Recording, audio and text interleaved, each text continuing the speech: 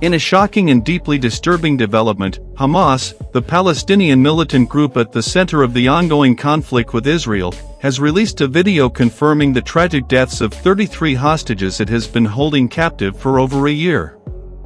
The video, which has already sparked widespread condemnation and outrage, shows the faces of the deceased hostages, further underscoring the brutal and harrowing toll the conflict is taking on both sides. It is a chilling reminder of the human cost of this protracted war, where innocent lives have been caught in the crossfire between two deeply entrenched enemies.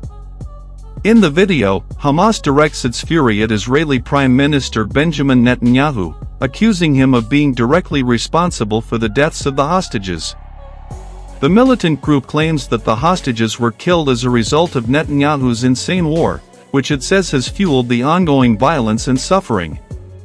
Hamas argues that the continued military actions by Israel, particularly its aerial bombardments and ground operations, have led to the deaths of these innocent individuals who have been held captive for months. The video is not just an admission of the hostages' deaths, but also a propaganda piece aimed at vilifying Netanyahu and turning public opinion, both domestically and internationally, against the Israeli government. The narrative Hamas is trying to construct in the wake of these deaths is designed to highlight what it calls the disastrous consequences of Israel's military actions, positioning itself as the victim of Israel's supposed aggression.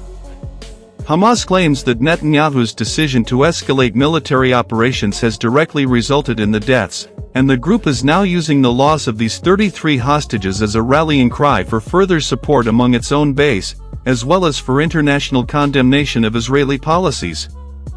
Hamas frames the deaths as martyrdom, casting the hostages as casualties of an unjust war instigated by Israel's actions in Gaza. However, it is the ultimatum issued by Hamas that has grabbed the attention of the international community and intensified the already high stakes of this conflict. The militant group demands that Netanyahu stop the insane war immediately, warning that failure to do so will result in the permanent loss of the remaining hostages in its custody.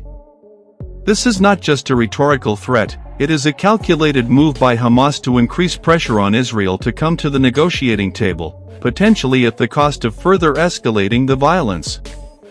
By framing the situation in such stark, life-or-death terms, Hamas hopes to provoke an emotional reaction from Israel and the international community, forcing them to act swiftly to prevent the further loss of life. The situation has prompted a fierce international outcry. Governments around the world have condemned Hamas for its actions and have called for the immediate release of all hostages. The United States, European Union, and United Nations have all expressed grave concerns over the hostages' fate, with some international leaders demanding that Israel take all necessary steps to negotiate the hostages' release. However, the Israeli government has remained resolute, maintaining that it will not negotiate with Hamas, which it considers a terrorist organization responsible for the deaths of Israelis in the initial attacks that sparked the war. Israel's position is clear: it will not make concessions to a group it views as a threat to its very existence. Netanyahu's administration has insisted that the war will continue until Hamas is completely dismantled and its military infrastructure is eradicated. For Netanyahu, this is not just a matter of security, it is about Israel's survival in a region where existential threats are a constant concern. The Israeli public largely supports the government's hardline approach, with many Israelis viewing Hamas as an implacable enemy that cannot be appeased. Yet, the mounting death toll and the continuing suffering of civilians, both Israeli and Palestinian, are beginning to erode public confidence in the government's ability to resolve the conflict. As the video and ultimatum from Hamas reverberate across the globe, there is a growing chorus of voices calling for a ceasefire and a renewed focus on humanitarian aid. The death of the hostages has shifted the narrative in a way that the conflict had not previously experienced. While Israel continues to strike Hamas targets, there is an increasing sense of urgency among international bodies to find a way to end the fighting and secure the safe return of the captives. The video from Hamas has made the hostages' plight impossible to ignore, and governments worldwide are under pressure to take action, though the path to a resolution remains uncertain. Meanwhile, in Gaza, the humanitarian situation continues to deteriorate rapidly. The ongoing Israeli military operations, coupled with Hamas' use of hostages as a bargaining chip, have caused massive destruction to civilian infrastructure, and the number of casualties continues to rise. Hospitals are overwhelmed, food and medical supplies are in short supply, and millions of civilians are displaced from their homes, caught in the crossfire of the conflict. The international community is increasingly concerned about the long-term consequences of this war, not only for the people of Gaza but for the broader stability of the Middle East. The ultimatum issued by Hamas has put the Israeli government in a difficult position.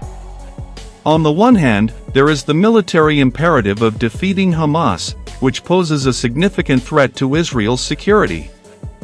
On the other hand, there is the moral and political imperative of securing the safe return of the hostages, which has become a focal point for the global community.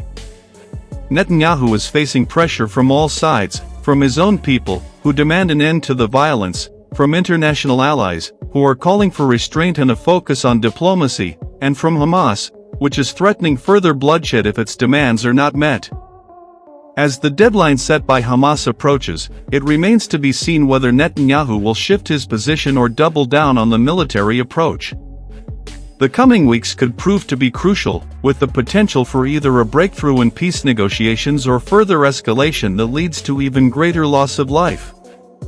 The fate of the remaining hostages hangs in the balance, and the world is watching closely as this tragic and complex conflict continues to unfold.